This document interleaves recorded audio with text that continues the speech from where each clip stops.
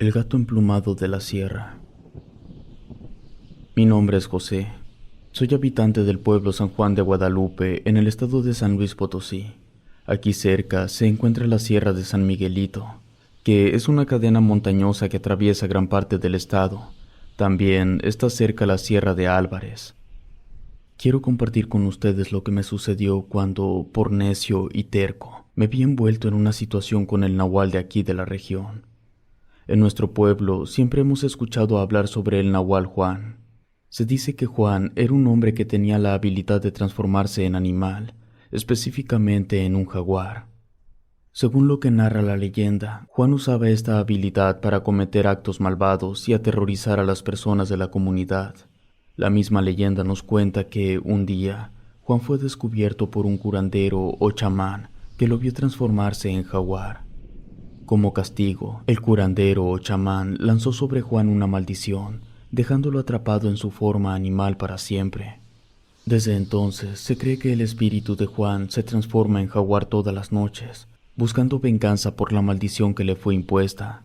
Cuando alguien menciona jaguares, por lo general, siempre se suele pensar en Chiapas o Tabasco, incluso en el estado de Quintana Roo, que es donde hay selva. Sin embargo, en las sierras que están aquí en el lugar donde vivo hay jaguares. A pesar de que estamos casi a 1000 kilómetros de la selva, aquí los hay. Por eso, la creencia de un nahual jaguar no es tan descabellada. Esa es la razón por la cual los habitantes del pueblo donde vivo y de los alrededores no recomiendan adentrarse en la sierra durante la noche, y mucho menos durante la madrugada. Mi abuela tenía una historia que se relacionaba con el nahual jaguar de la sierra. Cuando mi abuela era pequeña, vivía con sus padres en una casa en las afueras de San Juan de Guadalupe. En aquel entonces, la población era bastante más reducida de lo que es hoy en día. Una noche, mi abuela se despertó de sobresalto porque alcanzó a escuchar unos ruidos extraños en su casa.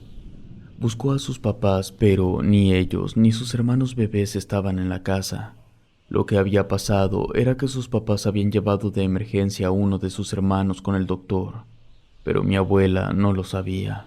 Los ruidos que la habían despertado le provocaron miedo, y fue por eso que encendió todas las velas que encontró.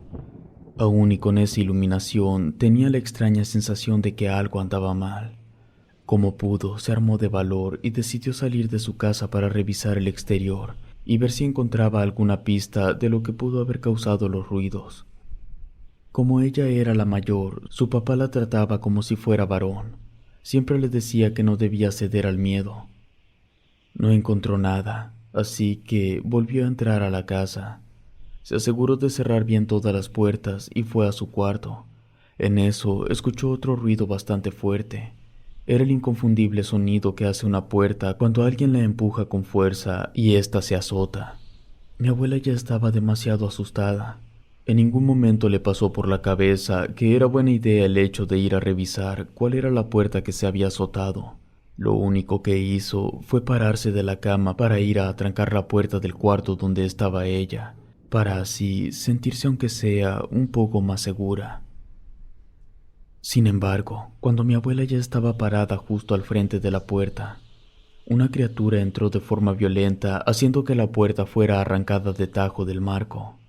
Cada vez que mi abuela nos cuenta esa historia, siempre describe a la criatura como un gato negro demasiado grande que tenía plumas entre verdes y amarillentas que le salían de la parte trasera de la cabeza y se extendían hasta la mitad del lomo. Por fortuna, la ventana estaba cerca y mi abuela tuvo la oportunidad de salir por ahí. Sus gritos despavoridos llamaron la atención de unos borrachos que estaban por ahí. Cuando los borrachos voltearon, se dieron cuenta que de la casa estaba saliendo aquella criatura. Los asustó tanto que hasta la borrachera se les bajó. Uno de ellos llevaba un arma consigo, y en un santiamén desenfundó su revólver y le soltó 3 tiros, 2 de los cuales le dieron al gato emplumado. Eso fue suficiente para que la criatura no fuera detrás de mi abuela y saliera corriendo rumbo a la sierra. Lo único malo de aquello fue que, como el animal estaba a espaldas de mi abuela, uno de los tiros le dio en el brazo a mi abuela. Aquello le dejó un daño del que jamás se pudo recuperar, pero ni ella ni los papás de mi abuela le reclamaron nada al hombre. Todo lo contrario, estaban tan agradecidos que se volvió muy cercano a la familia, tanto que su hijo mayor se convirtió en mi abuelo. Era una historia bastante particular.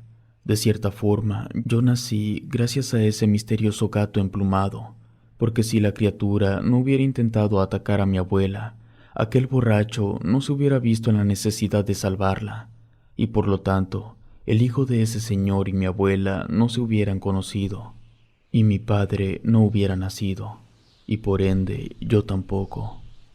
Gracias a aquella historia que mi abuela nos solía contar, nosotros podíamos estar 100% seguros de que el nahual de la leyenda era real, era palpable, lo cual evidentemente causaba miedo a todos los que conocíamos la historia de mi abuela. Adicional a lo del nahual, también había gente que decía que en la sierra vivía una bruja. Algunos decían que el nahual trabajaba para la bruja, inclusive llegué a escuchar que el mismo diablo vivía en la sierra, y que tanto la bruja como el nahual estaban a su servicio. Debido a todas esas cosas que la gente decía, no era nada recomendable que nadie se acercara ni siquiera un poco a la sierra durante la noche. Por supuesto, nunca faltaba aquel que se hacía el valiente y creyéndose superior, decía poner a prueba la oscuridad de la sierra. Muchos nunca regresaron, y los que sí lo hicieron volvieron locos. Cuando yo era joven también me adentré en la sierra, pero no porque fuera valiente, sino porque, al igual que todos los que me acompañaron, éramos extremadamente tontos, por no decir otra palabra. La idea de irnos a meter a la sierra surgió mientras platicábamos de alguien que había quedado loco por haberlo hecho. A la conclusión que llegamos en aquella plática fue que de seguro el problema y el error que habían cometido todos era que se habían ido solos. Entonces, si nosotros íbamos en grupo, no pasaría nada, porque los demás estaríamos para ayudar. Concretamos una fecha que nos venía bien a todos. Decidimos qué nos llevaríamos, dónde nos reuniríamos y a qué hora. Esto pasó hace muchos años. Lo hicimos durante una noche fría de la última semana del mes de octubre. Nos habíamos quedado de ver en un lugar a eso de las 11 de la noche. Varios nos habíamos salido de nuestras casas sin ni siquiera avisar. Por lo mismo, nos tuvimos que quedar en ese lugar hasta que estuvimos completamente seguros de que nadie nos iba a ver. Entonces corrimos rumbo a la sierra. En cuanto nos alejamos lo suficiente, seguimos a paso tranquilo. Había un sendero algo distinguible, pero elegimos mejor tomar un camino libre y nos fuimos en línea recta. De esa forma, aunque no sabíamos hacia dónde estábamos yendo, sí sabríamos que para regresar lo único que tendríamos que hacer era dar media vuelta. Mientras íbamos avanzando, la oscuridad se cernía sobre nosotros, al mismo tiempo que la luna llena brillaba en el cielo, iluminando ligeramente el terreno. La caminata era muy agradable en un principio. Íbamos hablando tonterías y reíamos sin parar, pero a medida que nos íbamos alejando más y más de nuestras casas, la naturaleza se volvía abrumadora, imponente y sobre todo amenazadora. El viento soplaba muy fuerte, haciendo que los árboles crujieran. Las ramas secas y caídas se resquebrajaban bajo nuestros pies. A lo lejos podíamos escuchar los sonidos de los animales nocturnos. Y así fue que nos empezamos a asustar, pero no era por la oscuridad, tampoco por los sonidos. Lo que nos estaba poniendo nerviosos era el hecho de que, a pesar de que nadie lo decía, todos sabíamos que estando tan lejos de nuestras casas, si algo nos pasaba, estaríamos perdidos, porque no había nadie a quien pedirle ayuda. En determinado momento, uno de mis amigos señaló hacia adelante mientras nos decía que paráramos un poco para prestar atención. Todos dejamos de caminar y miramos hacia donde él nos estaba señalando. Al principio nadie vio nada, pero poco a poco fuimos notando algo extraño. Era una sombra oscura, una masa densa en la distancia que, por fracciones de segundos, nos daba la impresión de que se estaba moviendo. Esa masa, por llamarle de alguna manera, no estaba en la dirección en la que íbamos avanzando. Estaba un poco hacia el costado, pero aún así su presencia hizo que más de uno comentara que ya era momento de dar la vuelta. Lo discutimos, pero optamos por seguir adelante. Pero primero debíamos averiguar qué era eso que estábamos viendo. Dejamos que la suerte se encargara de decidir quién sería el elegido para acercarse a la masa negra. Terminó resultando que lo que estábamos viendo era en realidad un montón de piedras y ramas, solo que debido a la oscuridad y la perspectiva que teníamos, nos parecía un bulto. Nos reímos de eso y continuamos con nuestro camino. Luego de estar caminando por bastante rato, nos encontramos con una casa. Esta estaba en ruinas, con las ventanas rotas y sin puerta. Se notaba que el paso del tiempo y la naturaleza le había pasado factura. Yo fui el primero en decir que habíamos llegado demasiado lejos. El amigo al que le había tocado ir a acercarse al bulto coincidió conmigo. Estuvo de acuerdo conmigo. Los demás querían rodear la casa y continuar. Tras discutirlo un rato, llegamos al acuerdo de que entraríamos a la casa y cuando termináramos de revisar, volveríamos. Cuando entramos, no encontramos nada.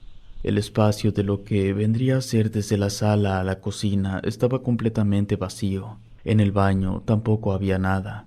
Al final de la casa estaba la puerta de la única habitación. Cuando nos metimos ahí, encontramos una mesa y una silla. En el centro de la mesa había una vela encendida. Nos detuvimos por un momento mirando la vela. Ver que estaba encendida nos hizo cuestionarnos muchas cosas. Pero antes de que comentáramos algo, escuchamos un rugido que parecía venir del techo. Nos sobresaltamos y salimos corriendo. Como todas las ventanas estaban rotas, nos salimos por ahí para no perder tiempo yendo hasta la puerta. Lo único bueno, por no decir lo menos malo, era que lo único que teníamos que hacer era correr a toda velocidad en línea recta. El problema era que correr en la sierra es posiblemente de las cosas más complicadas que deben existir, porque el lugar es irregular, además que está lleno de rocas y matorrales que suelen tener espinas. No sé qué pasaba por la mente de mis amigos, pero yo sentía que estaba a punto de morir. Cuando llegamos a un claro, nos detuvimos para agarrar aunque fuera un poco de aire. Nos preguntamos entre nosotros si acaso alguien había notado que aquello que había rugido nos perseguía, pero nadie vio nada. Es más, tampoco escucharon pasos detrás de nosotros. Los únicos ruidos que oímos mientras nos alejábamos de la casa eran nuestras respiraciones agitadas y el golpeteo de nuestros pies en el suelo. Así que no teníamos la certeza de estar siendo perseguidos, pero tampoco queríamos averiguarlo. Nos tiramos en el suelo terroso para descansar un poco. Más de uno estaba sangrando debido a las espinas. Ni siquiera pasaron 5 minutos cuando volvimos a escuchar el mismo gruñido. Rápidamente nos pusimos de pie. Aquello que nos estaba rugiendo no estaba demasiado cerca, porque como estábamos en un claro no tenía dónde esconderse. De haber estado ahí lo hubiéramos visto. La única opción era que estuviera escondido entre los árboles y la maleza que rodeaba el claro. Aquella cosa volvió a rugir y todos volteamos hacia donde creíamos que era la dirección que provenía el sonido. Pudimos ver qué era aquello que nos estaba rugiendo. Fue algo demasiado esporádico porque, nada más al verlo, continuamos corriendo a pesar de estar muy cansados. Todavía no habíamos llegado ni a la mitad del trayecto, pero aún así nos largamos de ahí casi volando y no nos detuvimos hasta estar de vuelta en el pueblo. Ahí ya nos sentimos completamente a salvo. Primero, porque no creíamos que aquello nos siguiera hasta ahí. Y segundo, porque si lo hacía, podíamos gritar y la gente saldría a ayudarnos. Todos dijimos que era lo que habíamos visto. Lo único que yo había alcanzado a distinguir fue una criatura de 4 patas. Yo ocupaba lentes y esa noche no los había llevado, por eso no pude percibir los detalles. Un amigo comentó que era de un color completamente negro. Otro dijo que sí era negro, pero que también tenía manchas verdes. El que había descubierto que el bulto eran rocas lo contradijo y aseguró que las manchas del animal no eran verdes, sino amarillas. A mí me había dado la impresión de que era un perro o algo parecido, pero no existen perros que su pelaje tengan manchas verdes. El amigo que estaba más asustado de todos nosotros nos comentó que él había alcanzado a ver que tenía plumas, y que las plumas eran verdosas, casi amarillentas, que lo que los otros dos habían visto como manchas en realidad eran plumas. En aquel entonces yo no terminaba la preparatoria, pero aún así estaba completamente convencido de que no existía ningún animal con cuatro patas que, además, tuviera plumas. Mientras nosotros cinco estábamos discutiendo sobre el tema, otro nos preguntó si no nos habíamos fijado en los ojos del animal. Él comentó que uno de los ojos brillaba en color azul y el otro brillaba en color verde. Además, también alcanzó a ver que de las fauces de la criatura sobresalían unos colmillos bastante grandes. No llegamos a ninguna conclusión. Por lo mismo, acordamos que no le comentaríamos nada a nadie, porque nos meteríamos en serios problemas si nuestros padres se enteraban que nos habíamos ido a meter a la sierra. Además, era probable que nos juzgaran de locos. Pasaron 2 semanas. Una tarde iba yo regresando de hacer unos mandados para conseguir un poco de dinero extra, porque el trabajo de mi papá no era muy bueno. Cuando llegué, me encontré a mis padres parados afuera de la casa. Habían encontrado arañazos en las ventanas y las puertas. Unos pocos vecinos también estaban ahí. Lo que les parecía raro a todos era el tamaño de los rasguños. Eran demasiado grandes. Mi mamá me mandó a comprar lo que hacía falta para la cena, y cuando regresé ya se habían ido los vecinos. Durante la cena, como mis papás no comentaron nada de los rasguños, yo tampoco lo hice. Después nos fuimos a dormir. Durante la madrugada me despertó aquel rugido. Rápidamente corrí al cuarto de mis papás para comentarles que había visto a alguien afuera. Se los dije así porque no podía decirles que yo sabía que un monstruo estaba en la casa. Mi madre corrió a esconderse al baño. Mi papá agarró su arma y yo tomé una varilla que siempre guardaba debajo de la cama. Ya con la varilla en mano, me acerqué sigilosamente a la ventana del frente y moví las cortinas con cuidado para no hacer ruido. Al principio no vi nada, pero a los pocos segundos pude distinguir una silueta oscura de 4 patas. Mi papá se acercó a donde estaba yo y también lo pudo ver. Él dijo que se trataba del nahual y que si estaba en la casa era porque iba por alguien en específico, que tal vez, como muchos años atrás, no había podido llevarse a mi abuela. Había regresado para terminar lo que había empezado en aquel entonces. Pude comprobar que la criatura en efecto tenía un ojo verde y otro azul. El nahual se empezó a mover, pero lo hacía demasiado despacio. Se dirigió hacia el costado de la casa. En ningún momento desvió su mirada. Nos estuvo observando hasta que salió de nuestra vista. Mi papá revisó cuántas balas tenía su arma y me dijo que él iría a la ventana de atrás porque el nahual iría para el patio, pero yo me tenía que quedar revisando el frente por si éste quería engañarnos.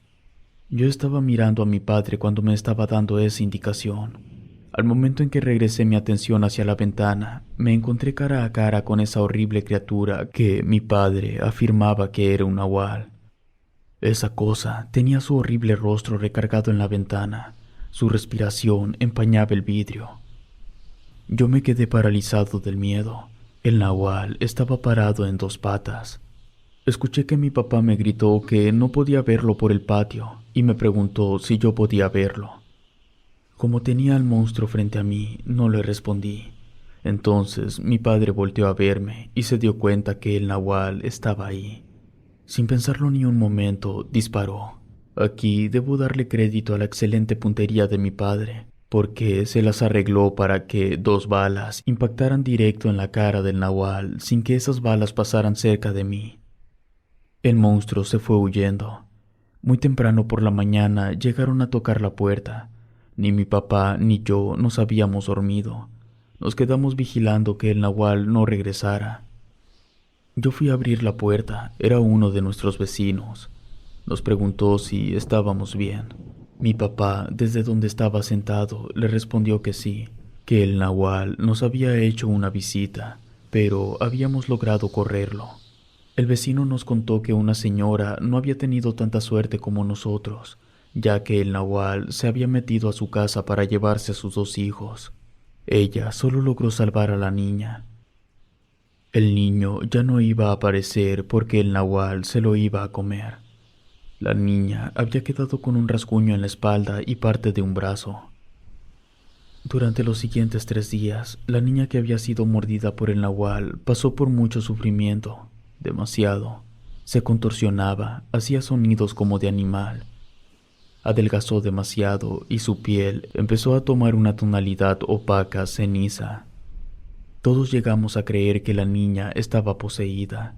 La mamá pensó lo mismo porque al 4.er día fue con el párroco para pedirle que ayudara a su hija. Por desgracia, cuando la señora regresó a su casa junto con el sacerdote, la pequeña había fallecido. Después de enterrar a la niña, la mamá caminó hacia la sierra y nunca regresó.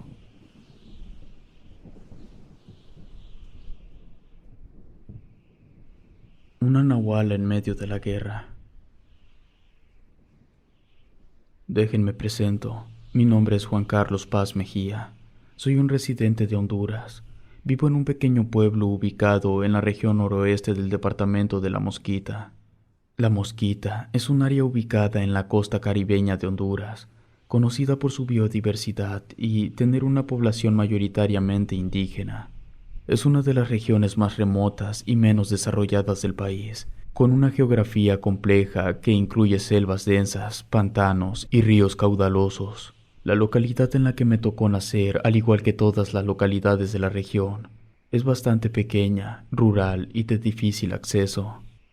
La región es conocida por su belleza natural y su rica biodiversidad, pero también enfrenta desafíos significativos en términos de acceso a servicios básicos como agua potable, electricidad y atención médica.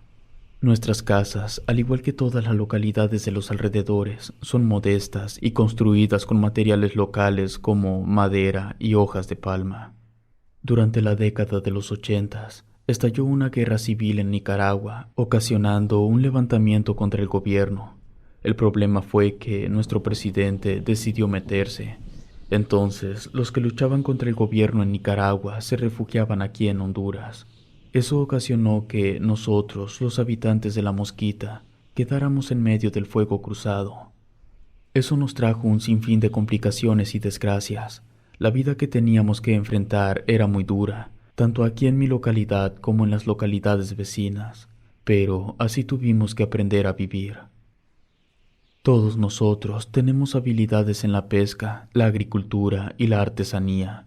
Sin embargo, por culpa de la guerra, todas nuestras fuentes de ingresos se vieron mermadas, incluyendo la venta de madera, del palo de tinte y de animales exóticos. Muchas veces pasamos hambres muy feas. Aún con todo eso, nosotros no fuimos los que más sufrieron. Aquellos que se llevaron la peor parte de la guerra fueron los asentamientos de grupos indígenas, los misquitos, los tahuacas, los pesh y los garífunas. Ellos sufrieron toda clase de abusos habidos y por haber. Inclusive, muchos se vieron forzados a desplazarse por los constantes ataques que sufrían, tanto por el gobierno de Nicaragua como por nuestro propio gobierno. En medio de tanta guerra y tanta hambre, a los niños pequeños se les distraía con historias, y al menos ahí en mi comunidad, las historias que más se contaban provenían de la antigua civilización lenca. Los lencas se establecieron en la región alrededor del siglo V después de Cristo y crearon una cultura muy rica y desarrollada, con una religión politeísta que incluía deidades como el Cipitío, el dios de la juventud y la belleza. La experiencia que yo les quiero compartir trata precisamente de una historia lenca que se le contaba a los niños y se volvió realidad. Los lencas tenían una leyenda que involucraba al dios Cipitío y a una mujer desafiante. Según la leyenda, Cipitío se enamoró de la mujer más hermosa de la región y decidió tomar forma humana para cortejarla. Sin embargo, la mujer, orgullosa y segura de su propia belleza, tomó la terrible decisión de rechazar al dios delante de mortales y de otros dioses. Cipitío, furioso por el desprecio de la mujer, la maldijo para que viviera eternamente y le arrebató su belleza transformándola en una criatura híbrida con rasgos de jaguar, serpiente y urraca. Desde aquel entonces, la mujer maldita y condenada acecha los bosques y ríos de la región, tratando de atraer a hombres incautos para vengarse de la afrenta que recibió del dios Hipitío. La mujer de la leyenda no tiene un nombre oficial. Suponemos que lo tuvo, pero toda esa información se perdió cuando los españoles destruyeron todo. Aún así, al menos la gente de por aquí, incluyendo la gente de los alrededores cercanos, bautizaron a la criatura como la Xnatlaha, cuya traducción pudiera ser algo así como la mujer animalizada. Algunas de las múltiples habilidades que se le han atribuido es la de moverse a gran velocidad y también dicen que puede desaparecer de manera misteriosa en los bosques densos de la zona. Muchos lugareños aseguran que la han logrado ver merodeando por los alrededores de diferentes ríos de la región. Se tiene la creencia que vaga con sed de venganza por la maldición que le fue impuesta. La leyenda de esta bestia ha sido transmitida de generación en generación, y aunque algunos la consideran solo una historia sin fundamento, otros la toman muy en serio y evitan adentrarse en los bosques durante las noches de luna llena. Si no peco de estar equivocado, casi podría afirmar que en otras regiones más céntricas del país la conocen por otro nombre, y creo que también la han visto en otros países, pero no me consta. Al vivir en un lugar tan remoto no me entero de muchas cosas. Entrando ya en lo que les quiero compartir, yo tenía 16 años y estaba caminando hacia una localidad cercana en una mañana temprana. Fue entonces cuando me encontré con un hombre que caminaba como si fuera ciego. Llevaba sus manos estiradas hacia el frente como intentando encontrar algo para sostenerse. Me acerqué a él para ofrecerle ayuda. Le hablé, pero no me respondió. Cuando lo agarré de un brazo, el hombre estaba helado. Era como si hubiera estado durante horas dentro de un refrigerador. En el momento que él sintió que lo toqué, dio un fuerte grito y se giró para quedar cara a cara. Me quedé absolutamente impactado al darme cuenta de que no tenía ojos. Había un rastro de sangre seca que le llegaba hasta los pómulos. A pesar de que, debido a la guerra, ya había visto que los soldados y los rebeldes cometieran toda clase de abuso contra los civiles. No me había tocado ver que le sacaran los ojos a alguien. Mi corazón latía con fuerza y tenía una sensación de inquietud al ver al hombre gritar de miedo. Y a pesar de que no tenía ojos, la expresión de su rostro me hacía saber que en verdad estaba muy asustado. Intenté que el hombre recobrara la calma, pero por más que le hablaba, él no me respondía nada. Eso me hizo sentir aún más preocupado. Le aseguré al hombre que lo ayudaría y que lo llevaría a la localidad donde yo vivía. A pesar de que él estaba muy asustado, aceptó confiar en mí y movió la cabeza para indicar que estaba de acuerdo en que lo llevara. Entonces puse su mano sobre mi hombro para que pudiera caminar con más facilidad y nos fuimos de ahí. El hombre se apoyaba en mí con fuerza, como si temiera caerse en cualquier momento, lo cual era entendible. El camino era algo difícil, lleno de piedras y desniveles de tierra. Por eso fue que nos llevó bastante tiempo llegar a mi pueblo. En cuanto llegamos, lo llevé con la partera, que era lo más cercano a un doctor. La partera, la señora Carmen, era una mujer muy respetada en mi comunidad. Ella siempre atendía a quien acudiera a ella, sin importar la hora ni el día. Por eso todos confiábamos en ella. Cuando llegamos a su casa, ella preguntó qué había pasado mientras revisaba las heridas del hombre. Él aún seguía en shock. No respondía a las preguntas de doña Carmen. Yo le conté que lo había encontrado, pero que no tenía idea de quién era ni de por qué estaba así. Después de unos minutos de revisarlo, doña Carmen me pidió que fuera a buscar a su hija, quien trabajaba como enfermera en un hospital de la ciudad más cercana. Así que salí corriendo de la casa de la partera para llegar rápido a la ciudad. A pesar de que yo no conocía a ese hombre, quería ayudarlo porque era algo que mis padres me habían enseñado. Fue un viaje largo y sobre todo agotador, pero finalmente encontré a la hija de doña Carmen. Le expliqué lo que había sucedido. La hija de la partera consiguió que alguien nos acercara a la localidad en un auto. Cuando llegamos de regreso a la casa de la partera, el hombre seguía en estado de shock. Entre doña Carmen y su hija le pusieron vendas y le administraron algunas medicinas para aliviar el dolor. Me quedé ahí hasta que el hombre pudo hablar. Entonces le pedimos que nos contara qué era lo que le había pasado. El hombre dijo que él se dedicaba a entrenar perros guardianes, para luego venderlos. De eso vivía. La noche anterior, uno de los perros se había puesto a ladrar como loco, y de pronto se salió de la propiedad y se adentró en la montaña. El hombre agarró sus mejores perros y salió a buscar al que se había ido corriendo. Luego de recorrer un buen tramo, llegó a un lugar elevado desde donde se alcanzaba a ver el río. Estando parado ahí, pudo ver a su perro. Estaba tirado en la orilla, aparentemente muerto. Se apresuró para bajar hasta allá. El hombre nos volvió a remarcar que había estado entrenando perros toda su vida y que sabía exactamente cómo debía manejarlos en situaciones de alta tensión, pero la situación era diferente. Algo en la atmósfera estaba afectando a sus perros de una manera extraña y no podía entender el porqué. A medida que se acercaban a la orilla del río, los perros empezaron a gruñir y a mostrar los dientes. El hombre intentó calmar a los animales, pero sus esfuerzos fueron en vano. Los perros estaban más que listos para lanzarse a matar. Fue entonces cuando notó algo extraño en el agua. Había un bulto que sobresalía cerca de donde estaba su perro aparentemente muerto, algo que no podía identificar con claridad debido a la distancia y a la oscuridad de la noche. Pensó que tal vez se trataba de alguna rama o un tronco, pero el inusual comportamiento de sus perros le decía que no era así.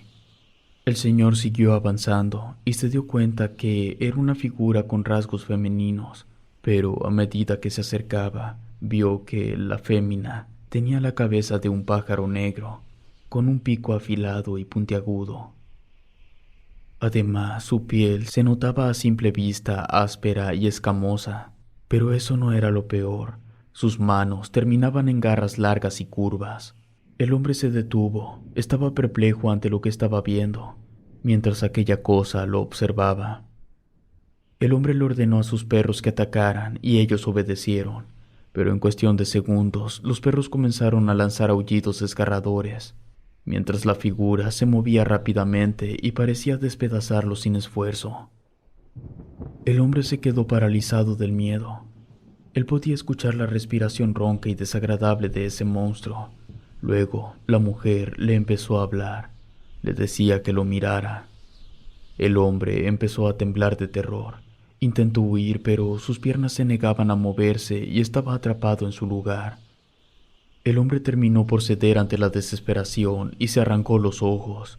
En cuanto lo hizo, dejó de escuchar la voz del monstruo. No había ninguna duda. El pobre hombre se había encontrado con aquella criatura mítica y había tenido la suerte de haber salido con vida. Luego de escuchar la historia del señor, la hija de la partera me pidió que la ayudara a llevar al hombre a la ciudad. Yo acepté. Cuando tenía que regresarme a mi casa, el carro de la persona que me iba a hacer el favor de acercarme a la montaña falló. Esta persona intentó arreglarlo, pero no pudo. Me pidió disculpas y me dijo que no podría llevarme, que me tenía que ir caminando. Ya casi llegaba el atardecer, lo que significaba que la noche me iba a alcanzar antes de poder llegar a mi casa. Sin más opciones, emprendí el camino de regreso. Iba a paso veloz, pero tratando de no cansarme por si algo pasaba y veía la necesidad de correr. Estaba como a 800 metros de la localidad cuando empecé a sentirme observado. Algo me estaba acechando desde los árboles. Era temporada de que las hojas de los árboles se secaran y se cayeran. Había muchísimas, así que mientras estaba corriendo, las hojas secas crujían bajo mis pies. Comencé a correr despavorido. No sabía exactamente qué me perseguía, pero podía sentir su presencia detrás de mí. Escuchaba sus pasos cada vez más cerca, pero cada vez que me giraba no veía nada. Pasó una cosa rara. A pesar de que ya era de noche, empecé a notar que el camino se estaba poniendo más oscuro. Escuché un murmullo que provenía de la distancia. Entonces, al final del camino, en el punto más lejano que alcanzaba a visualizar, vi a una mujer. Me detuve de inmediato. No alcanzaba a notar nada raro en su apariencia, pero una mujer no tenía nada que hacer a mitad de la montaña sola durante la noche. Por eso no iba a pasar al lado de ella, así que me salí del camino y comencé a correr entre los árboles. Yo sabía en qué dirección estaba mi casa, no podía perderme. Aún así, por más que corría, me daba la impresión que no me estaba acercando. Empecé a cansarme y de pronto tropecé y caí. Rápidamente me giré esperando lo peor, pero estaba yo solo en medio de los árboles. Me puse de pie y seguí hasta llegar a mi casa. Les platiqué a mis padres todo lo que había pasado durante el día. Aproveché para preguntarles si ellos no conocían alguna forma de poder salvarse de un encuentro con aquella cosa. Lo que me respondieron fue que ellos no sabían. La única información importante que me pudieron dar y que yo desconocía por completo fue que aquella cosa no siempre ataca de una manera directa. Me dijeron que muchas veces trata de llamar la atención de una forma más discreta, que si alguien llega a escuchar el sonido que ella hace para atraer a su presa y no se acerca a ella, entonces ella es la que se aproxima. Pasó el tiempo. Llevábamos 8 años de estar en medio del catastrófico conflicto bélico. Fue entonces cuando la guerra alcanzó su punto más crítico. Al menos en lo que respecta de nuestra gente, era mediados del mes de julio. Ese día, un grupo de más de 20 civiles comunes y corrientes, incluyendo mujeres y niños, fueron masacrados por un grupo de la Fuerza Naval de Honduras y por integrantes de los rebeldes nicaragüenses. De eso nos enteramos, pero también nos enteramos que los rebeldes, a los pocos días, habían sido atacados por la mujer animalizada y habían sufrido muchas bajas. Uno no se debe alegrar por la muerte de nadie, pero creo que ellos recibieron su merecido. Menos de 4 años después, finalmente la guerra terminó y las cosas poco a poco fueron volviendo a la normalidad. Sin embargo, tuve un encuentro más con aquella cosa. Era una noche oscura y lluviosa. Yo estaba cansado después de un largo día en el bosque consiguiendo madera y palos de tinta. El camino de regreso a casa era largo y solitario. Solo se oían los sonidos de la lluvia golpeando las hojas de los árboles y el sonido de mis pasos en el suelo fangoso. De repente, escuché una voz suave y bastante agradable que cantaba una dulce melodía desde algún lugar entre la oscuridad de los árboles. Al escuchar esa voz, pude imaginarme a una mujer que debía estarla emitiendo. Me detuve para mirar a mi alrededor, tratando de averiguar en qué dirección podría estar la muchacha, pero se me complicaba con el ruido de la lluvia. Comencé a sentir una extraña sensación de inquietud mientras continuaba escuchando esa voz, cuando caí en cuenta que estaba cometiendo un grave error. Me sentía perdido en el bosque y no sabía cómo volver a casa. Pensé en caminar en cualquier dirección siempre y cuando me alejara de esa voz, pero no importaba hacia dónde me dirigiera, la melodía parecía provenir de todas partes. De todos modos, seguí caminando, hasta que en el horizonte alcancé a visualizar la silueta desnuda de una mujer físicamente perfecta. Estaba de espaldas, pero luego de prestar más atención, su piel tenía un ligero tono entre café y verdoso. Su larga cabellera en realidad eran plumas negras. El miedo se apoderó de mí. Intenté retroceder, pero la melodía que ella seguía haciendo me detuvo. Era un sonido casi hipnótico, como si fuera un hechizo o brujería. La mujer se dio la vuelta lentamente y vi que tenía un rostro hermoso, pero sus ojos eran de un amarillo intenso que parecían desafiar la razón. Me miró fijamente y su cara encantadora se fue transformando poco a poco hasta quedar como la de un pájaro con una mueca espantosa. Comenzó a acercarse a mí como si estuviera intentando seducirme. Luego, mientras seguía haciendo esa melodía, también empecé a escuchar que me decía que no dejara de mirarla. Conforme ella se iba acercando, mi vista se empezó a nublar, hasta que de plano ya no vi nada más que la oscuridad misma. Creí que había muerto. Entonces abrí los ojos y estaba recostado en la casa de la partera. Ahí estaba la señora, mis padres a un lado y también estaba otro señor que yo no conocía de nada. Pregunté cómo era que yo había llegado hasta ahí. El señor, que era un completo desconocido, me dijo que él estaba caminando por la montaña cuando escuchó el cantar que hacía la Xnatla. Él se apuró para ayudar, llegó corriendo y me jaló del brazo. Dice que ambos corrimos hasta alejarnos lo suficiente. Yo de eso no me acuerdo. Resultó que ese señor era del mismo pueblo que aquel hombre al que yo había ayudado años atrás. Como agradecimiento, mis padres lo invitaron a comer y él aceptó. Platicando en la mesa, nos dijo que el hombre al que yo había ayudado en su juventud era su primo. Varios años después, me enteré que la persona que me había salvado a mí fue atacado por la mujer animalizada. Por desgracia, él no logró sobrevivir.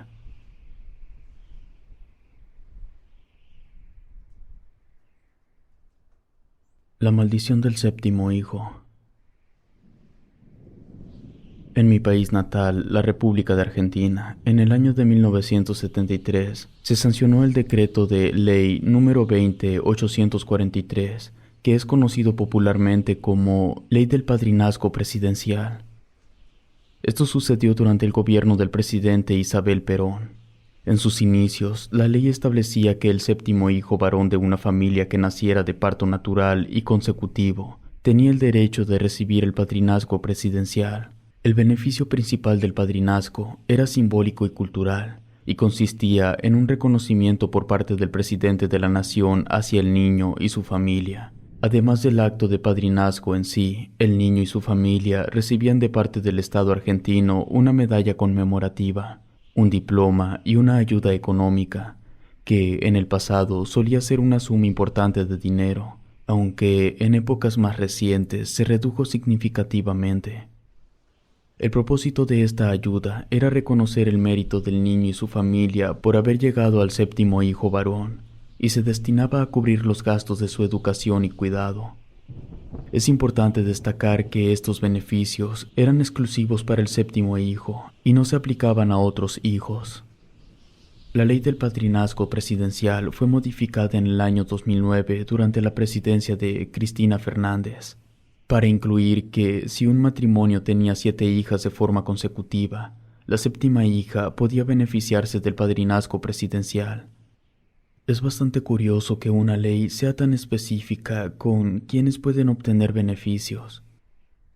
Una persona como yo, que vive en la región del litoral, encuentra esa ley todavía más curiosa de lo que ya parece, porque aquí existe la creencia en un ser al que llamamos lobizón. Según la leyenda, el lobizón es un ser sobrenatural que tiene la apariencia de un hombre durante el día, pero por las noches se transforma en una bestia que le aúlla a la luna llena. Se dice que la transformación se produce los días martes y viernes de cada semana, y que el lobizón es el séptimo hijo varón nacido vivo de una misma familia. Se empezó a hablar del lobizón después de la llegada de los españoles, y eso tiene un motivo. Lo que me contaron mis abuelos fue que cuando se estableció la Inquisición, se crearon tribunales en cada localidad. Esos tribunales tenían la autoridad para juzgar a las mujeres sospechosas de practicar brujería y aplicaban castigos que podían incluir la cárcel, la tortura e incluso la pena de muerte. En una ocasión, una presunta bruja fue detenida por un joven militar. La mujer le suplicó que no le entregara a la Inquisición, porque estaba consciente del destino que le esperaría si caía en las manos de la iglesia. El militar se negó a ceder ante la súplica y la llevó a entregar. Así que la bruja lo maldijo, lo condenó a tener 13 hijas y un último hijo. Pero ese hijo sería consumido por el mal antes de que tuviera descendencia. Así el apellido del militar se perdería. El joven militar ni siquiera tenía pareja, así que no le prestó ni la más mínima atención a las palabras de la bruja. 18 meses después estaba casado y recibiendo a su primer hija. En los siguientes 18 años tuvo 12 hijas más. Después de haber completado 21 años de casado, finalmente recibió a su primer hijo varón. El militar comenzó a sentir miedo porque las palabras que aquella bruja le había dicho se estaban cumpliendo. Ya tenía 13 hijas y un varón, el cual, según la bruja, sería consumido por el mal. Cuando el niño cumplió 7 años, empezó a tener comportamientos extraños, comportamientos que para la medicina de aquel entonces no tenía explicación, pero la iglesia ofrecía una respuesta. Esta era fatídica. El niño estaba siendo influenciado por los demonios del infierno. Debido a eso, el militar se vio obligado a entregarlo al clero. 7 años después, durante una luna llena, aquel niño, que ya tenía 14 años, se transformó en un horrible monstruo y escapó del calabozo donde lo tenían recluido. Curiosamente, esa misma noche, todas sus 13 hijas dieron a luz, la mayor a su cuarto hijo, las siguientes 8 a su tercer hijo, las siguientes 3 a su segundo hijo y la menor a su primer hijo. Esa noche, mientras nacían los 13 varones, aquella bruja que había muerto en manos de la iglesia se le apareció al militar y le advirtió que uno de esos 13 nietos tendría 7 hijos varones, y el más chico de esos 7 sufriría el mismo destino de ser consumido por el mal, y cuando ese niño cumpliera 14 años, se transformaría en una horrible criatura. Resultó que el nieto que le dio su séptima hija fue el que tuvo 7 hijos varones, y tal como había augurado la bruja, el séptimo hijo de su hija terminó convertido en un monstruo que le aullaba a la luna llena. Eso ocurrió 50 años después de aquella noche en la que nacieron sus 13 nietos varones. Desde aquel entonces se ha tenido la creencia de que cada 50 años el séptimo hijo varón de una familia, durante una noche de luna llena, se transformará en una criatura espantosa, y también se cree que esa familia pertenece al linaje de aquel militar que fue maldecido por la bruja. Al séptimo hijo varón que es condenado a transformarse se le llamó lobizón. Y en todos estos años han nacido 9 lobisones, y no falta demasiado tiempo para que nazca otro más. Todo esto es lo que me contaron mis abuelos. Estoy seguro que esta leyenda existe en varias partes del país y que debe tener decenas de versiones diferentes. Actualmente tengo casi 60 años y durante mi juventud trabajé en una iglesia. No tenía un puesto como tal, yo ayudaba al sacerdote en ciertas actividades. Lo acompañaba cuando salía de la iglesia. El motivo por el cual les conté del lobizón era porque un día llegó un matrimonio a la parroquia con un niño pequeño, de unos 7 años. Creían que el niño estaba maldito. Dieron una serie de explicaciones, pero el detalle más destacable era que el pequeño era el menor de un total de 7 hermanos varones. Lo que el matrimonio quería era dejar al niño allí en la iglesia. El sacerdote se negó, pero el matrimonio aseguró que no iban a regresar con el niño a casa. Ellos y sus hermanos le tenían miedo, y si no se quedaba ahí en la iglesia, lo iban a tirar al monte. Todo esto se habló delante del niño. Entonces el sacerdote aceptó que el niño se quedara, pero no fue por los padres, sino por el niño. Así que el niño se quedó a vivir en la iglesia bajo la tutela del sacerdote. El niño se llamaba Luis. Desde la primera noche, cuando le di un lugar al niño para que ocupara como cuarto, descubrí algo anormal en él. Tenía un olfato anormalmente desarrollado. Me explico. Cuando estaba llevando al niño a su cuarto, me dijo que él podía hacer un truco de magia. Dijo que podía describirme cualquier lugar con lujo de detalles mientras estuviera cerca. Le pregunté cómo era que hacía el truco. Me contestó que podía oler a mucha distancia y que podía distinguir el olor de las cosas, que él conocía la diferencia entre el olor de una silla y el olor de una mesa. Decidí seguirle el juego al niño y le pedí que me describiera el lugar que había preparado como cuarto. Me preguntó hacia dónde estaba y a qué distancia. Cuando le dije, cerró los ojos, se puso de rodillas y puso sus manos sobre el suelo. Luego empezó a mover la nariz de una forma rara. Me pareció demasiado como para tratarse solo de un juego. No habían pasado ni 30 segundos cuando enlistó las cosas que yo había colocado en el lugar. Me dijo cuántas sábanas había. Mencionó la cortina que había puesto porque el lugar no tenía puerta. Sabía que había velas encendidas y hasta me dijo que sobre un mueble estaba un recipiente con galletas. Todo lo que dijo era verdad. Y yo me quedé estupefacto. Otra cosa rara en el niño fue que rápidamente se acopló a vivir en la iglesia. Me dio la impresión de que no le importó en lo más mínimo que su familia literalmente lo hubiera abandonado. Luis pasaba mucho tiempo en su cuarto, salía de vez en cuando y caminaba por el patio, por la bodega y por fuera, tanto de la casa del padre como de la capilla, pero jamás se acercaba al templo principal. Todas las mañanas yo le llevaba algo de desayunar. En la tarde el sacerdote, el niño y yo comíamos en la casa. En una ocasión se me ocurrió preguntarle por qué nunca se acercaba a la iglesia. La respuesta del niño fue que el olor del incienso lo ponía de mal humor.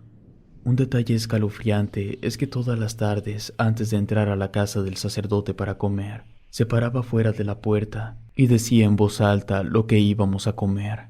Nunca fallaba. Una noche, cuando fui a revisar que Luis estuviera acostado y listo para dormir, lo noté un poco preocupado. Le pregunté qué tenía. Su respuesta me dejó helado. Lo que me dijo fue: «Huele a muerte». Al día siguiente en la iglesia se ofreció una misa fúnebre porque había fallecido una señora que vivía a unos 300 metros de la parroquia. Pasaron muchas cosas durante el primer año que vivió en la iglesia. Un día caluroso yo estaba preparando el incienso y todas las demás cosas que se utilizarían para la misa. La iglesia estaba completamente en silencio y yo estaba concentrado en mi tarea, triturando los granos de incienso y mezclándolos con los ingredientes necesarios para crear la fragancia sagrada. De repente empecé a sentirme observado.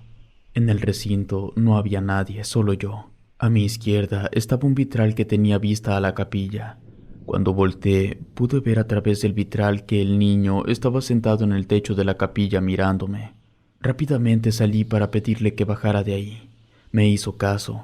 No lo regañé porque yo no era nadie para regañarlo, pero sí le pregunté cómo era que se había subido al techo de la capilla y también le pregunté por qué lo había hecho. El niño me dijo que había subido de un brinco y que lo hizo porque creía estar oliendo madera quemada muy a lo lejos, pero no estaba seguro. Entonces, desde lo alto, pudo confirmar que algo de madera se estaba quemando. Resultó que se estaba quemando una casa casi a 1 kilómetro y el niño pudo olerlo. No se veía el humo, eso puedo asegurarlo. Luis también podía oler el clima. No tiene mucho sentido lo que estoy diciendo, pero trataré de dejarlo claro. El niño siempre sabía si iba a llover, si iba a hacer viento, si se aproximaba una tormenta, inclusive si iba a hacer calor.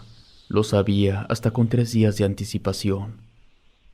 Es verdad que la región del litoral es propensa a sufrir inundaciones y tormentas tropicales debido a su ubicación geográfica y a la influencia de los ríos Paraná, Uruguay y Paraguay. Pero recuerdo muy bien una ocasión que el sol estaba brillante con el cielo despejado. Era un martes. No recuerdo que estaba platicando con el niño, pero en eso cerró los ojos, se puso de rodillas, colocó sus manos en el suelo, olfateó como siempre lo hacía y cuando se levantó me dijo: «En 2 días vendrá una tormenta fuerte», y sus palabras se cumplieron. A pesar de que la habilidad sobrehumana que poseía el niño me generaba escalofríos, me terminé por acostumbrar e inclusive aprendí a verle las ventajas. Con el pasar de los meses, noté que el niño empezó a desarrollar una destreza física que no correspondía con su edad. Un domingo, después de que se terminara la misa, Luis estaba jugando con otros niños en el patio de la iglesia. Estaban jugando fútbol. Era 1987. Apenas unos meses atrás, Maradona había metido el mejor gol de la historia del fútbol en cuartos de final contra Inglaterra en la Copa del Mundo. Maradona ya era Dios. Sin embargo, la forma en la que ese niño jugaba al fútbol era de otro planeta. Era la primera vez que yo veía al niño jugar con la pelota. Y en la forma en la que estaba jugando, parecía que el niño había nacido con un balón junto a él. Fue increíble verlo jugar. Ese día por la tarde le pregunté quién le había enseñado a jugar de esa forma. Me aseguró que nunca antes había pateado una pelota porque no tenía amigos y sus hermanos no jugaban con él. Después de ese día, el comportamiento del niño empezó a cambiar. Cada vez sonreía menos, ya no hablaba tanto. No sé, me daba la impresión de que algo le había pasado, pero cada que le preguntaba decía que estaba bien, que no tenía nada. Parecía cada vez más distante, más reservado, y en ocasiones incluso parecía ausente. Una noche, mientras me encontraba en la capilla rezando, escuché un ruido extraño en el exterior. Salí para ver qué sucedía y encontré al niño parado en el patio mirando hacia el cielo. Me acerqué a él para preguntarle si todo estaba bien, pero no respondió. Solo se quedó ahí con la mirada fija en la oscuridad. Entonces fue cuando noté que sus ojos tenían un ligero brillo. Ese brillo solo pasa en los animales cuando se les refleja la luz. Me dio tanto miedo verlo así que fui corriendo a hablarle al sacerdote. Ya se estaba preparando para dormir. Prácticamente lo levanté de la cama para que fuera a verlo. Para todo esto, el sacerdote estaba al tanto de todo lo que estaba sucediendo con el niño, pero había elegido fingir que no pasaba nada, porque decía que, en caso de que aquello fuera provocado por el maligno, lo último que había que hacer era prestarle atención. Estando en el patio, cuando el sacerdote vio al niño, me ordenó que no me acercara sin importar lo que pasara. De pronto, el niño se separó del suelo. Fueron como mucho 3 centímetros. En eso, el sacerdote comenzó a rezar, pero era una oración que nunca antes había escuchado. Ni siquiera era español, tampoco era guaraní. Cuando el sacerdote terminó su oración, el niño volvió al suelo y sus ojos perdieron el brillo que tenían. Luis se disculpó. Dijo que nunca antes le había pasado algo así. Nos prometió que nunca más lo volvería a hacer, pero que por favor no lo corriéramos de la iglesia porque no tenía a dónde ir.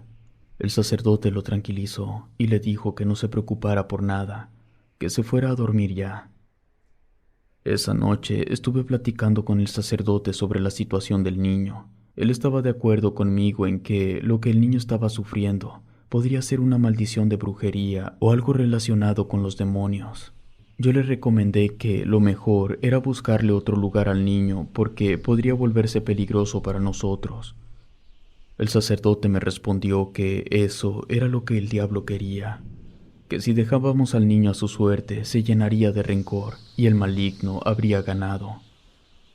Era nuestra obligación evitar que el niño se diera ante el camino del mal. Unos días después de aquel incidente, en el patio de la iglesia, algo extraño empezó a suceder. Varias noches seguidas, una jauría de perros se metió en el patio de la iglesia ladrando y aullando. Intentaban llegar hasta el cuarto donde dormía Luis. Cada noche, el sacerdote y yo intentábamos diferentes formas de ahuyentarlos para que ya no volvieran, pero parecía que nada podía detenerlos. Finalmente, una noche, Luis salió de su cuarto y fue al patio en donde nosotros estábamos tratando de correr a los perros. En cuanto los animales vieron al niño, se pusieron más agresivos. Luis empezó a caminar hacia los perros mientras hacía un sonido raro. Era como si el niño estuviera gruñendo, pero el ruido no lo hacía con la boca. Era como si lo estuviera sacando de la garganta, como una carraspera. Cada vez hacía el sonido más fuerte. Los perros dejaron de ladrar, bajaron la cola y empezaron a chillar mientras retrocedían hasta que salieron corriendo para nunca más volver. Después de esa noche, las palabras de los padres del niño cobraron peso. Eso de que Luis era el 7º hijo varón, sumado a la noche que lo encontramos con los ojos brillando como los de un animal. Luego ese sonido que era de perro. Ya no nos fue posible seguir ignorando la similitud que el niño tenía con un lobizón. Afortunadamente, después de aquel incidente, no volvió a pasar nada alarmante con Luis. Creo que aprendió a controlar sus impulsos, a dominar sus habilidades y a suprimir aquella maldad que quería brotar de su interior. Así pasaron los años. Cuando Luis tenía 14, empezó a quejarse de un fuerte dolor en el estómago. Su dolor era tan fuerte que no le permitía comer. Según sus propias palabras, era que cuando ingería cualquier cosa, sentía como si le estuvieran dando un golpe en la boca del estómago. Lo llevé a que lo revisara un doctor, pero no encontró nada mal con su salud. Una semana después le apareció otra dolencia. Era la columna. Decía sentir que sus huesos estaban a punto de quebrarse. Su dolor era tanto que prefirió aguantarse que caminar hasta el doctor, porque cada paso lo resentía muy mal. A finales de ese mes, un viernes por la tarde que fui a ver cómo seguía, lo encontré en un estado terrible. Tenía sus brazos ensangrentados, se había rascado hasta arrancarse la piel con sus propias uñas. Decía que sentía que algo caminaba debajo de su piel. Le avisé al sacerdote y él me mandó a que fuera a traer a un doctor. Ir por el doctor me tomó como 1 hora y media. Cuando lo llevé a la iglesia ya serían las 8 de la noche. Fuimos directo al cuarto de Luis. Afuera nos encontramos al sacerdote. Le pidió al doctor que los disculpara, pero que sus servicios ya no eran requeridos, que Luis había muerto. Dijo que ya había avisado a las autoridades y que no faltaba mucho para que llegaran a recoger el cuerpo. Las palabras del sacerdote nos dejaron desconcertados. Le pregunté al doctor si quería que lo acompañara de regreso, pero me dijo que no, que él regresaría solo. Cuando el doctor se fue, el sacerdote me pidió que entrara al cuarto. Ahí estaba Luis, vivo, amarrado y amordazado. Yo no entendía nada de lo que estaba pasando. El sacerdote me dijo que esa noche Luis finalmente se iba a transformar, que existía una ínfima posibilidad de salvarlo. Para eso, él debía rezar la misma oración que había rezado la noche que a Luis le brillaron los ojos. El rezo debía hacerlo justo antes de la medianoche. Yo volteé a ver a Luis, que, a pesar de que tenía 14 años, en su mirada pude ver el miedo de un niño de 7 años. Nos quedamos ahí con Luis en lo que se acercaba la medianoche. Aproveché para preguntarle al sacerdote en qué idioma estaba la oración. Me respondió que estaba en español. Era el credo orado al revés. Faltando 5 minutos para la medianoche, Luis se empezó a retorcer y a arquearse de formas imposibles. El sacerdote se puso a rezar el credo al revés mientras yo recitaba el Padre Nuestro. Cuando el sacerdote terminó de rezar, Luis seguía retorciéndose y sacando espuma por la boca. Entendimos que no había nada por hacer. Rápidamente salimos de la habitación y rogamos porque no nos atacara después de transformarse. Luis dio un rugido que ya era totalmente de animal.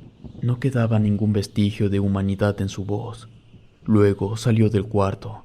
Nosotros estábamos escondidos detrás de unos muros. Desde ahí pudimos verlo cómo huyó transformado en un lobizón.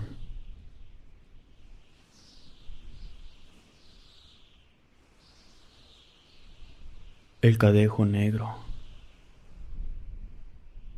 Mi nombre completo es Luis Alberto Gómez y nací en el Hospital Nacional de San Miguel, en El Salvador.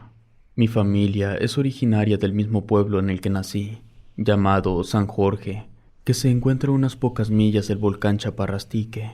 San Jorge, al menos en aquellos años, era un pueblo considerablemente pequeño y tranquilo, donde todos los habitantes se conocían. La mayoría de las casas eran de adobe y tenían techos de teja, y las calles estaban empedradas. La casa en la que yo viví durante mi niñez y adolescencia estaba en la calle más concurrida del pueblo. Era una casa modesta pero acogedora, con una pequeña acera blanca que rodeaba el jardín delantero. El jardín estaba lleno de flores y plantas, y en la entrada principal siempre había un par de mecedoras que invitaban a relajarse y disfrutar del aire fresco. Dentro de la casa se podía sentir la calidez del hogar.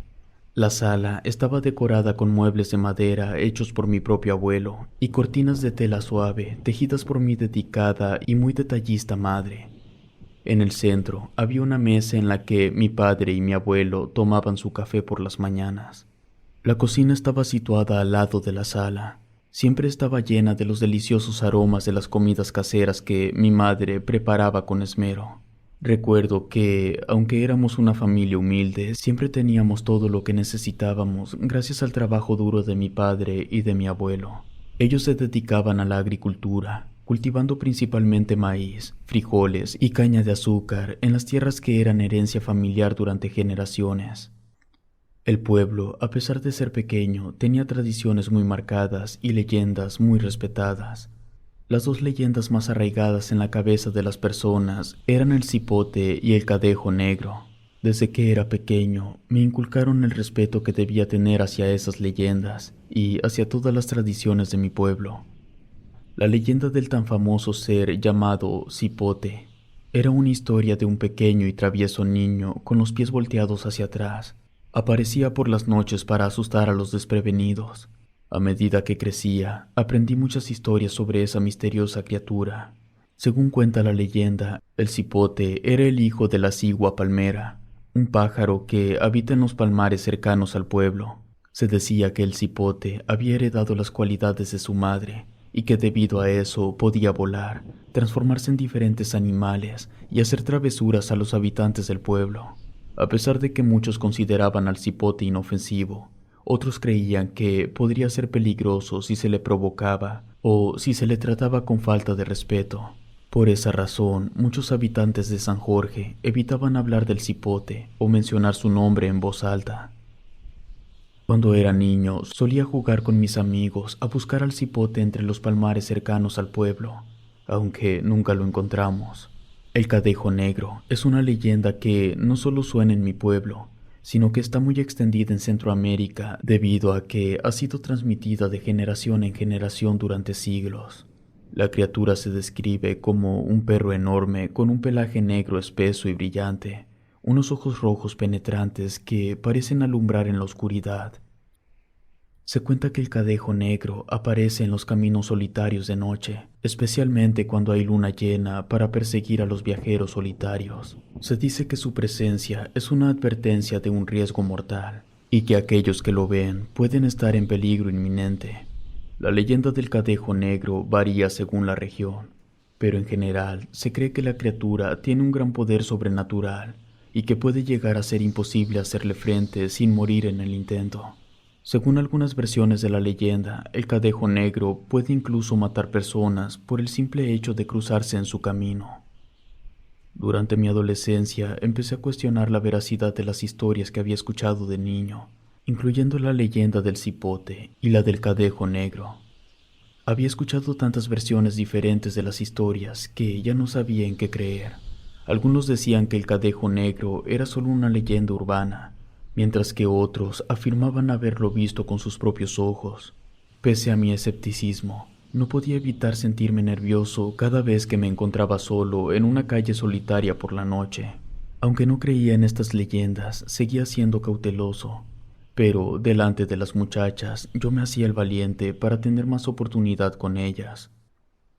En una ocasión expresé mi escepticismo con arrogancia, diciendo cosas como si el Cadejo Negro es real, que se me aparezca a mí también, pero nunca imaginé que mi desafío tendría consecuencias tan graves.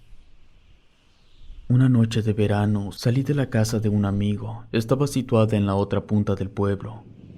Sabía que el camino de regreso a mi casa era más largo si seguía las calles principales del pueblo, por lo que decidí tomar un atajo que pasaba por detrás de algunas casas y terrenos baldíos. El camino que iba a tomar era conocido por ser peligroso y poco transitado. La gente del pueblo hablaba sobre los peligros que podían encontrarse en él, desde animales salvajes hasta espíritus malignos. Incluso habían contado historias sobre personas que habían desaparecido en ese camino. A pesar de todo eso, yo tenía prisa por llegar a mi casa, porque no le había avisado a mis padres que llegaría tan tarde, y sabía que entre más tardara, peor sería el recibimiento que me darían, sobre todo mi madre. La prisa de llegar a casa me hizo minimizar los peligros y el riesgo del camino. Aunque el terreno por el que iba era grande, el camino que iba a tomar era estrecho porque todo lo demás del terreno estaba cubierto por una densa maleza en la que había serpientes. Mientras andaba por el camino oscuro, el suelo estaba cubierto de hojas secas y ramas rotas, lo que hacía que cada paso que daba resonara en el silencio. Me sentía observado. De vez en cuando me detenía y me giraba para ver atrás, pero no había nada a la vista, solo la oscuridad y los sonidos de la naturaleza. Luego, a mis costados, aparte de la maleza, empezaron a aparecer árboles y arbustos que puedo jurar por Dios santo que no habían estado ahí nunca antes. El terreno era de pura maleza, jamás crecieron árboles ahí. Estos árboles y los arbustos parecían moverse, como si estuvieran vivos. Un escalofrío me recorrió la columna y sentí como mi corazón comenzó a latir con fuerza. Podía sentir una presencia oscura que se acercaba cada vez más. Mi corazón latía tan fuerte que sentía que iba a salirse de mi pecho. Traté de convencerme que estaba siendo paranoico, que era solo mi mente jugándome una mala pasada y que no había nada detrás de mí. Pero las pisadas continuaban cada vez más cerca. De repente sentí una ráfaga de aire frío en mi cuello. Supe que había algo detrás de mí. Me di la vuelta y vi una sombra moviéndose entre los árboles. Me detuve por un momento y observé detenidamente la sombra. Esta era grande y parecía moverse de manera errática. De repente escuché un ruido extraño. Mi respiración se hizo más agitada y mis manos sudaban frío. Entonces escuché el aullido de un animal. Pude ver unos ojos brillantes que se acercaban hacia mí. Me sentí sofocado y con la certeza de que estaba en peligro. Aún así, continué caminando porque mis piernas no me daban para correr. Al intentar hacerlo, tropecé y caí al suelo. Me levanté rápidamente con el corazón latiendo a toda velocidad y comencé a correr sin mirar atrás. De repente, me encontré finalmente cara a cara con la figura del Cadejo Negro. La criatura era imponente y su tamaño era impresionante. Me detuve en seco. Sentí un escalofrío que recorrió todo mi cuerpo. El pelaje del cadejo brillaba bajo la luz de la luna. Sus ojos eran de un rojo intenso. Era difícil distinguir si se trataba de un perro o de un lobo, ya que su aspecto parecía ser una mezcla no definida entre ambas especies.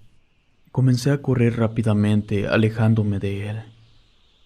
Cada vez que miraba hacia atrás podía ver su imponente figura acercarse cada vez más a mí. A medida que corría, trataba de encontrar algún lugar que pudiera esconderme, pero aquel terreno baldío que estaba por detrás de unas cuantas casas parecía que se había transformado en un bosque infinito. Finalmente, logré perder de vista al Cadejo Negro. Cuando me detuve para recuperar el aliento, tratando de controlar el miedo y la ansiedad, me di cuenta que ya estaba parado en la puerta de mi casa y mis papás me miraban confundidos. A partir de esa noche, aprendí que no debía burlarme de las leyendas.